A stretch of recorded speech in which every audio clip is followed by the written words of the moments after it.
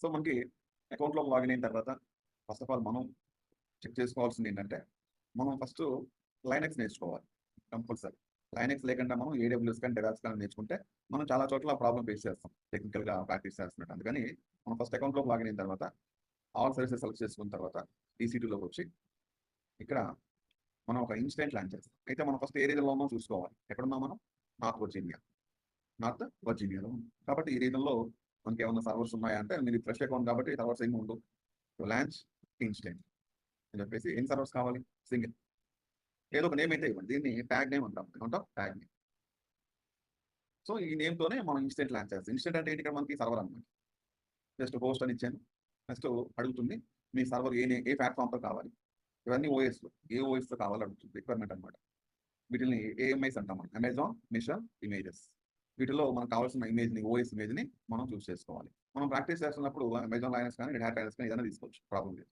Red hat Linux తీసుకున్నాం. Red hat enterprise Linux 9. Okay.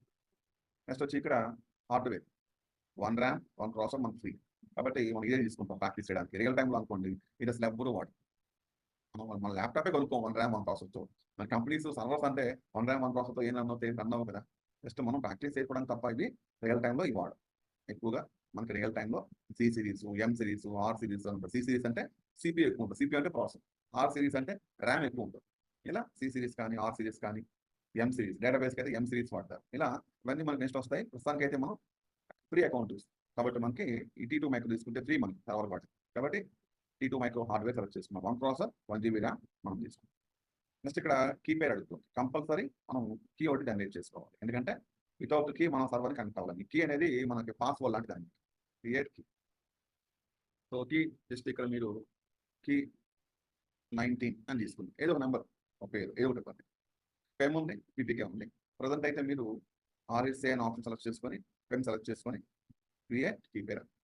ఇప్పుడు ఒక కీ అనేది మీకు క్రియేట్ అయ్యి మీ ల్యాప్టాప్లో డౌన్లోడ్ అవుతుంది. ఇది మీ కీ. ఈ కీ ఉంటేనే మీరు కనెక్ట్ అవుతారు సర్వర్. నెక్స్ట్ నెట్వర్క్ అడుగుతుంది. ఏ నెట్వర్క్లో సర్వర్ లాంచ్ చేస్తామని. ఇక్కడ ఒక నెట్వర్క్ బై డిఫాల్ట్ ఉంది ఆల్రెడీ. ఆ నెట్వర్క్లోనే ఇది లాంచ్ అవుతుంది. మనం ఒకవేళ క్రియేట్ చేసుకుంటే నెట్వర్క్ ఆ నెట్వర్క్ని చూస్ చేసుకోవాలి. ప్రస్తుతానికి అయితే మనం ఇంకా AWS స్టార్ట్ చేయలేదు కాబట్టి దీన్ని ఏం టచ్ చేయదు. డిఫాల్ట్ సెలెక్ట్ చేసి డిఫాల్ట్ ఇది అర్థమైందా? డిఫాల్ట్ దీన్ని సెలెక్ట్ చేసుకోవాలి. సెక్యూరిటీ అడుగుతుంది. కావాలా వద్దా? సర్వర్ సెక్యూరిటీ అని yes create security group. Next ఇక్కడ చూడొచ్చు లైనక్స్ కాబట్టి మనకి ఇక్కడ ఏముందండి SSH ఉంది. అదే విండోస్ అనుకోండి RDP. లైనక్స్ అయితే SSH సెక్యూర్ షెల్ అంటాం మనం. ఇది ఒక ప్రోటోకాల్ అనమాట. ఎలాగైతే HTTPS వెబ్సైట్స్ ఉంటాయో అలా ఈ సర్వర్ కనెక్ట్ అవడానికి మనం ఈ ప్రోటోకాల్ని వాడతాం. హలో SSH ఇది బై డిఫాల్ట్ టిక్ పెట్టే ఉంటుంది. మనం ఏం టిక్ చేయాల్సిన అవసరం లేదు. జస్ట్ స్క్రోల్ చేసుకుంటే ఇక్కడ స్టోరేజ్ కనిపిస్తుంది 10 GB. మీరు కావాలంటే స్టోరేజ్ని ఇంక్రీజ్ చేసుకోవచ్చు. 30 వరకు ఫ్రీ. మీకు మోర్ దెన్ 30 అయితే బిల్ పడుతుంది. సో మనకు అవసరం లేదు కాబట్టి ఫైనల్గా లాంచ్ ఇన్స్టెంట్. ఇప్పుడు మీరు ఇచ్చిన ఇన్ఫర్మేషన్తో ఒక సర్వర్ రెడీ అవుతుంది.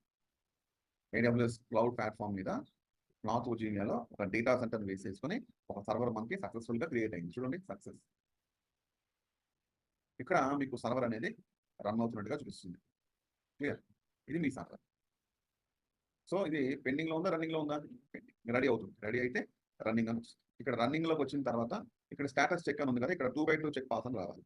2/2 చెక్ పాస్ అంటే పర్ఫెక్ట్గా సర్వర్ లాంచ్ అయితే 2/2 చెక్ పాస్ అని చెప్పేసి అక్కడ అప్డేట్ అవుతుంది అనమాట. కాబట్టి ఒక సర్వర్ మనం ఇక్కడ లాంచ్ చేయగానే వెంటనే రెడీ అయిపోతుంది.